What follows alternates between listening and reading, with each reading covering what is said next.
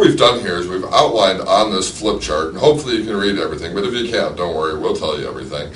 We've outlined the basic elements of a stage hypnosis show, starting with the pre-music, which is, without a doubt, one of the most important things. Michael?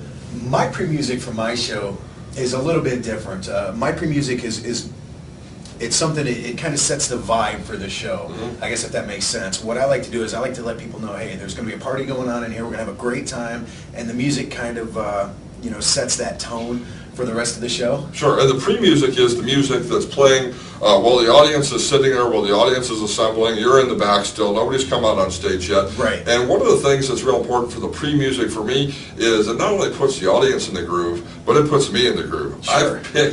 I've picked pre-music, the music that precedes the show. There's actually about 30 minutes in my show that I have of music kind of, before the show when the audience is assembling. But the last 2 songs on there are 2 songs that pump me up. Charge you up, sure. And that's important. You've got to be ready to go. And the music is a really important part of that. You want people to be comfortable when they come in.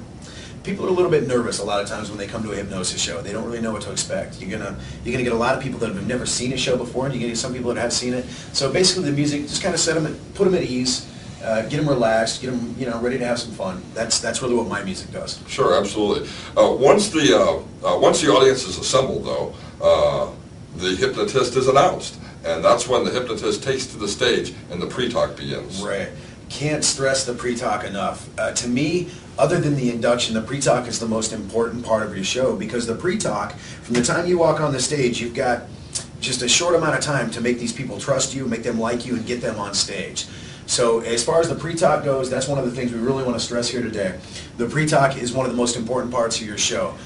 What I do when I get on stage, I try to get these people in the audience. If I can't get them to like me, at least I can get them to trust me. Sure. And, some nights you're going to have it where they just don't like you. No matter what you do, they just don't like you. But if you can get some of them to trust you, you're going to have a successful show. And we're going to break these down into detail here, but I agree with you 100%. Pre-talk is very important. The pre-talk is probably, if you don't do a good pre-talk, you're not going to be able to do a good induction. The show goes down. The rest of your show is all downhill. That pre-talk, your pre-talk has got to be strong. Now, are we going to talk about that now? Or yeah, in a few minutes, I just want to cover all the different elements right now, and then we'll come back and spend a little more time on the things that are really most important. And pre-talk certainly is one of those things. Next come the convincers. And the convincers are really part of the pre-talk. They're the things that we do to let people know they too can be hypnotized. Michael's got a couple of good convincers that he uses in his show. Right, they're just little things you do, like group participation things, to get the people in the audience, not just to let them know that that they can be hypnotized, but to get them involved.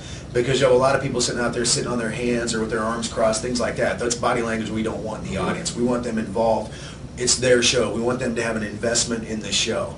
And the convincers, and we'll talk about those a little bit later on, they're just little, like, I don't want to say tricks, right, but they're little things that you can do. You've probably seen, this one, and there's another one like this where you put your hands together. And the fingers drawn together. Fingers drawn together. There are a lot of different convincers that can be used, and they get the audience involved. One of the things I like about Michael's show is during the convincer stage, he has them do something that requires both hands. And so he says to the audience, so if you have a drink in your lap, set that drink down, or anything in your lap. Again, that gets the person open. And once a person is open, then they're ready to participate in the show. Even if it's just it opens them up just a little bit. It gets them a little bit more involved. It's like, okay, I'm going to have to put some effort into this, so put the drink down, put the the bag down, whatever. And so it's a good thing to do.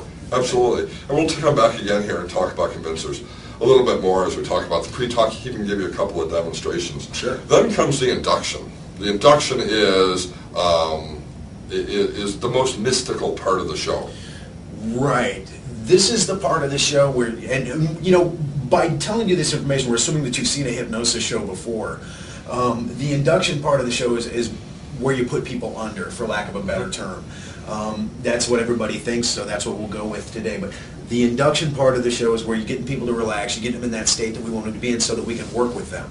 And the induction, again, after the pre-talk, of course, the induction, without the induction, there is no show. Sure, following the pre-talk, following the convincers, we invite them up on stage. I need these chairs filled up. Boy, girl would be great. Head on up to the stage. Right. We got 12 people, whatever the number is, 15 people, 8 people up on stage now. Now comes the induction. And during the induction phase, what our goal here is to focus the subject's concentration on me, to remove the audience from their focal point, to distract them from all the crap going on in their everyday life. I want them to be focused on me and everything that I suggest to them. And I've already assured them in the pre-talk that if they do that, they're going to have the best seat in the house, they're going to have more fun than anyone, and they're going to feel better than they've ever felt before. And when I ask them to close their eyes in the induction and they follow along, we're off to a great start. Great start.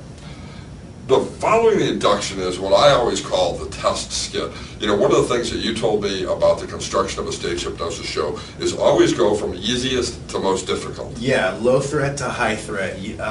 From my show, and you know, some people your mileage may vary. Some people may want to do something a little bit differently. But from my show, what I do, that test skit, is kind of like a low threat thing. It's either like a hot or a cold, or you know, an arm catalepsy, just something to let them know it's like, okay, wow, I'm hypnotized. You know, I'm doing this. I'm feeling this, and that's what the test skit is. It's something that's not going to require them to jump out of their chairs and, you know, go screaming through the audience or anything like that. And I use for my first skit a little bit different than you use the phenomena of hot and cold usually, yeah, right. And smells make a good low threat skit for the beginning. Sure. I use I've seen lots of other stage hypnotists do this as well.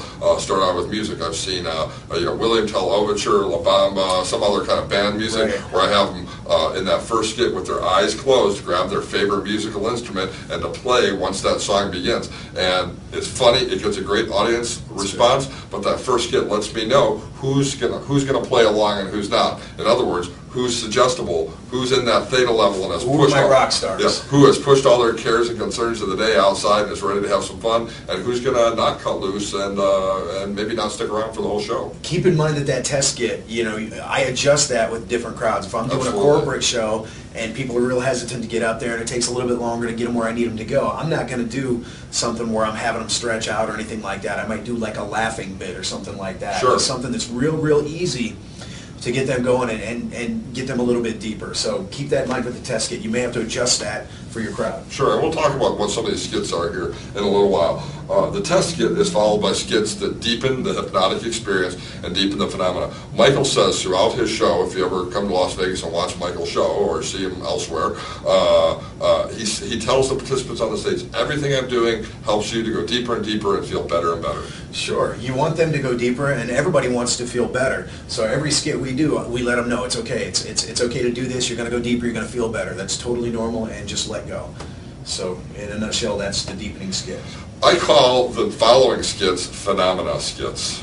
And people are mystified by hypnotic phenomena. Hypnotic phenomena is absolutely fascinating. I saw actually a video clip. I didn't see the show. I wish I had.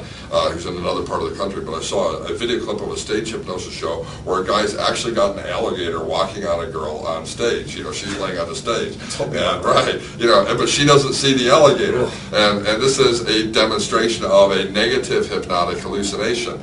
Something is not seen that's obviously right in front of their eyes. That blows the friends in the audience away.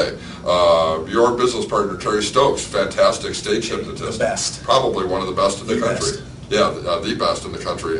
He starts out his show using, well, not every time, but sometimes I've seen him start out the show. You know, Terry's pretty bold. He'll skip past some of these test skits. He'll go right to the phenomena. Well, one of my favorite skits of all time that I've seen Terry do time after time is where the demonstration of hypnotic amnesia, where a person forgets their own name and can't recall it, or they forget their friends and who they're with or where they are, or they forget the number 2. And as a result, he can come up with some really comical things. But the demonstration of hypnotic phenomena for entertainment purposes is absolutely fascinating to people. People sit in the audience and they're absolutely mystified. And so I'd encourage you, if you're putting a stage hypnosis show together, to really understand and learn about hypnotic phenomena and create skits that can demonstrate that phenomenon. It's very powerful.